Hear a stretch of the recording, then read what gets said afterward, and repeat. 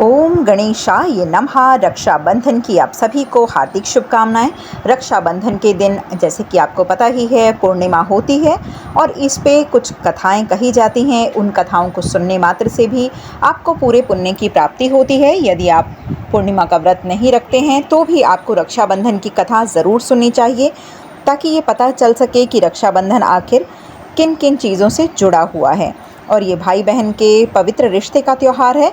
इसके लिए कौन कौन सी कहानियाँ हम सुनते हैं। रक्षाबंधन की पहली कथा। एक बार युधिष्ठिर ने भगवान कृष्ण से पूछा कि हे अच्युत, मुझे रक्षाबंधन की यह कथा सुनाएं जिससे मनुष्यों की प्रेत बाधा और दुख दूर हो सकें। भगवान कृष्ण ने कहा कि हे पांडव श्रेष्ठ, एक बार दैत्यों तथा सुरों में युद्ध छिड़ गया और यह युद्ध लगातार 12 वर्षों तक चलता रहा। असुरों ने देवताओं को पराजित करके उनके प्रतिनिधि करने वाले इंद्र को भी पराजित कर दिया। ऐसी दशा में देवताओं सहित इंद्र अमरावती चले गए। उधर विजेता देवराज ने तीनों लोकों को अपने वश में कर लिया और उसने राजपद से घोषित कर दिया कि इंद्रदेव सभा में ना आएं और देवता व मनुष्य यज्ञ कर्म ना करें।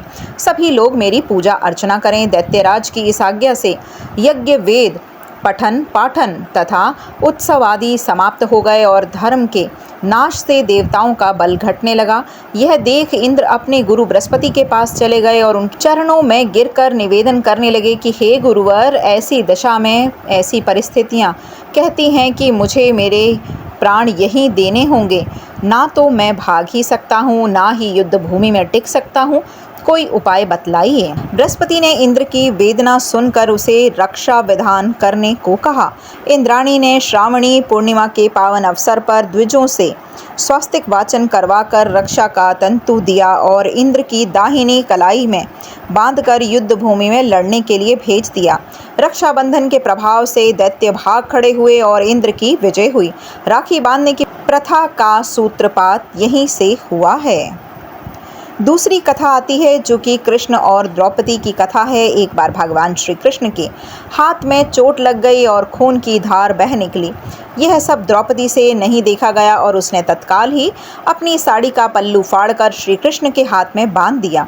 फलस्वरूप खून बहना तो बंद हो गया। कुछ समय के पश्चात जब दुशासन ने द्रौपदी का चीरहरण किया, तब श्री कृष्ण ने चीर बढ़ाकर इस बंधन का उपकार चुकाया। यह प्रसंग भी रक्षाबंधन की महत्ता को बतलाता है। बोलो श्री कृष्ण भगवान की जय।